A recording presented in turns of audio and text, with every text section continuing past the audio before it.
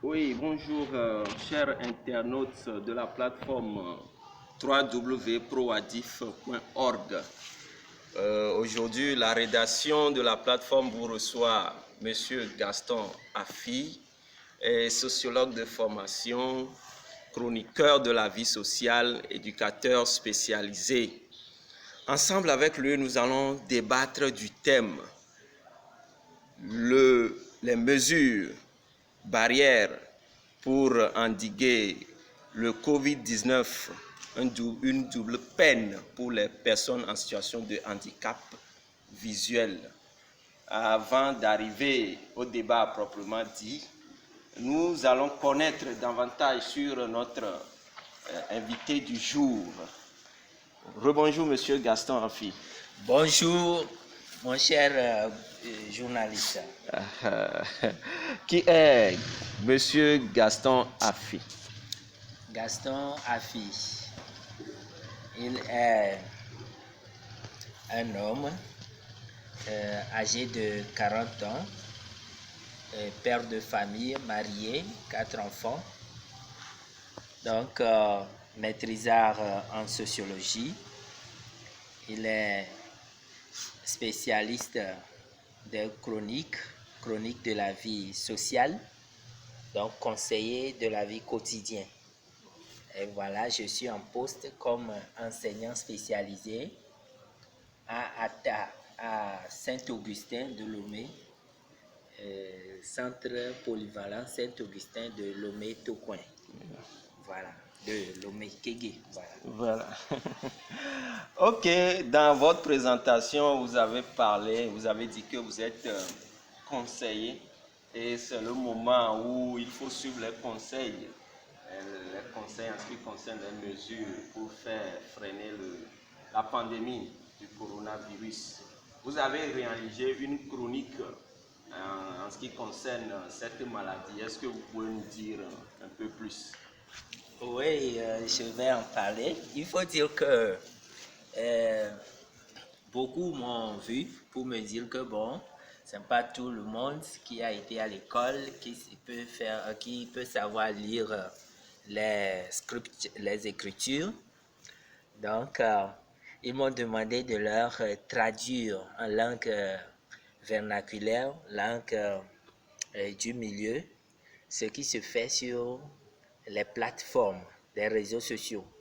Donc, j'ai commencé, il y a de cela ça fait 1 an déjà, j'ai commencé.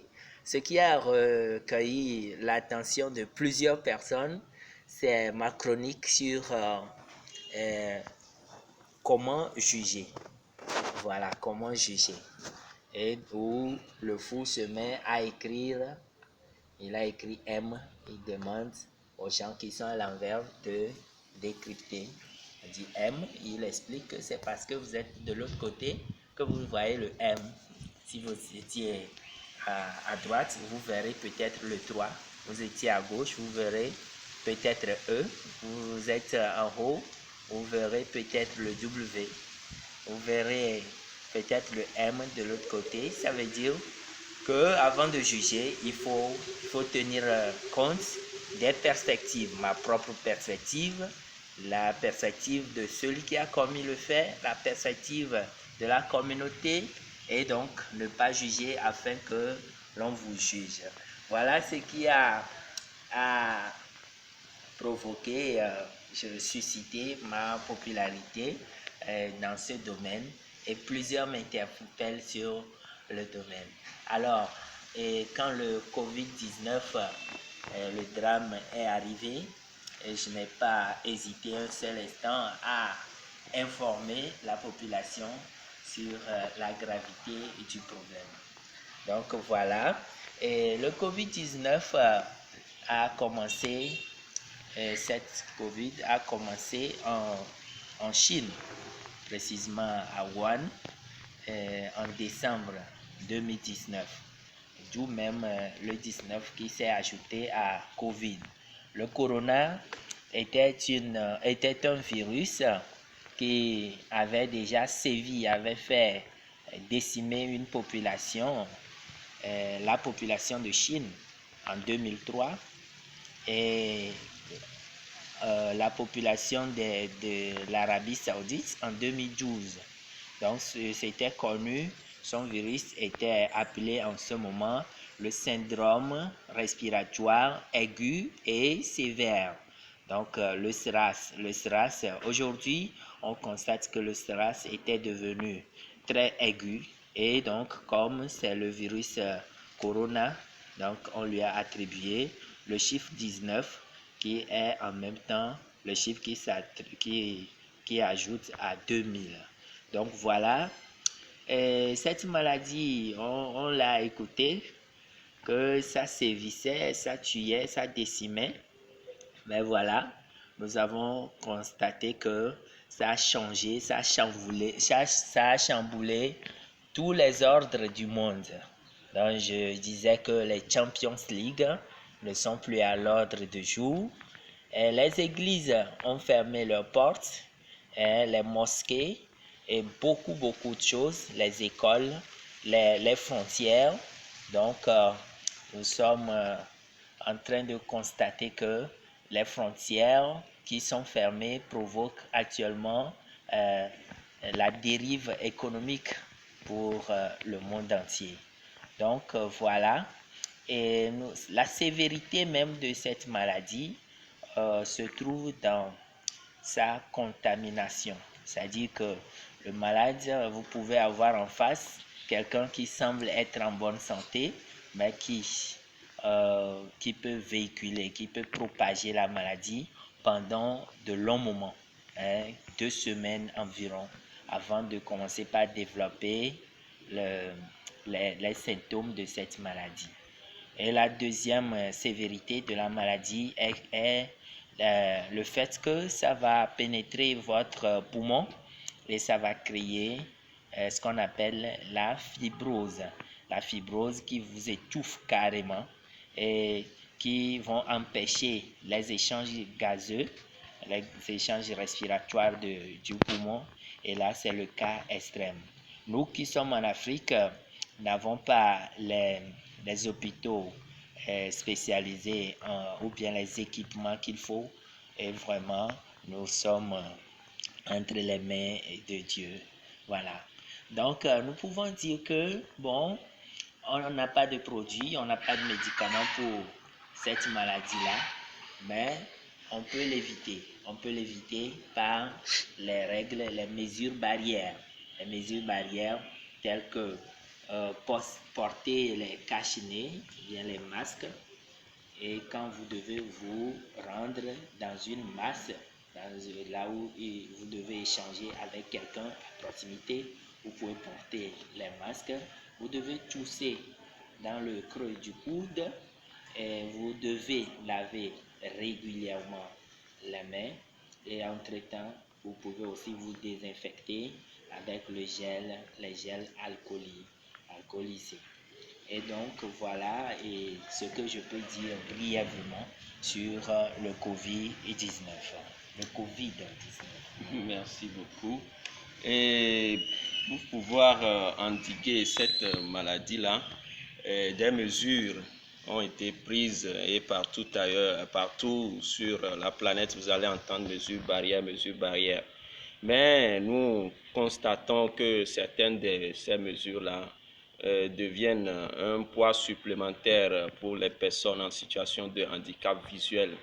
Et vous qui êtes chroniqueur, vous qui êtes spécialiste en éducation spécialisée, que pouvez-vous nous dire par rapport à ça? Voilà, c'est un problème qui nous a pris de gorge.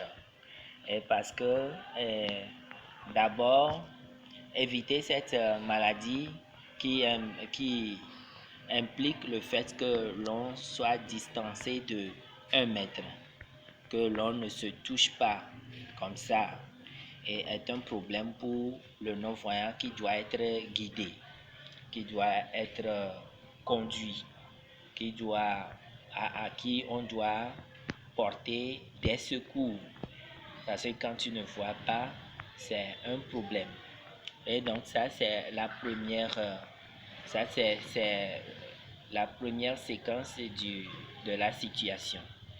La seconde partie de la situation consiste à ce que nous devons nous en tenir aux mesures imposées par nos chefs d'État, notamment au Togo, de ne pas être pris sur taxi, moto, ou bien même si, c'est-à-dire les déplacements deviennent de plus en plus difficiles pour les personnes en situation de handicap. Moi, je voudrais expliquer que vraiment, et en ce sens, nous allons essayer, ou bien que les autorités, nos responsables d'associations et chefs qui luttent pour les personnes handicapées, les responsables n'ont qu'à essayer d'écrire euh, aux autorités togolaises de voir ce cas, de ne pas déposer, de ne pas obliger les non-voyants à descendre au feu rouge et laisser leur taximène partir. Et je pense que le COVID-19, le corona, a une épaisseur très grande, 400 à 500 nanomètres. Donc, un peu la moitié d'un millimètre, et qui d'ailleurs est protégé, est barré par nos tissus, les tissus avec lesquels on fabrique nos masques. Donc, à forte raison, nos pores sont plus petits que les masques, les tissus. Donc, j'en appelle à la responsabilité de tout le monde de pratiquer la propreté et de savoir que, bon, si vous touchez un non-voyant, vous touchez quelqu'un, vous n'allez pas contracter la maladie. Si vous touchez la personne, il suffit d'aller vous laver les mains et vous n'allez pas contracter la maladie. Il faut assouplir ces déplacements, il faut assouplir ces barrières, ces mesures barrières-là pour les personnes handicapées. Je ne demande pas de les permettre de propager la maladie. J'appelle aussi à la responsabilité des nôtres, des personnes handicapées, de sortir moins, de ne sortir que lorsque besoin y est, et pour que les forces de l'ordre puissent nous comprendre. Voilà ce que je peux dire à propos. Merci beaucoup, Monsieur Afi. Nous allons continuer. Et ce que nous avons retenu, c'est que vous appelez non seulement les personnes que nous disons entre guillemets bien portantes à ne pas négliger les personnes handicapées, et aussi aux personnes handicapées, vous leur dites de se responsabiliser et d'agir comme personnes adultes.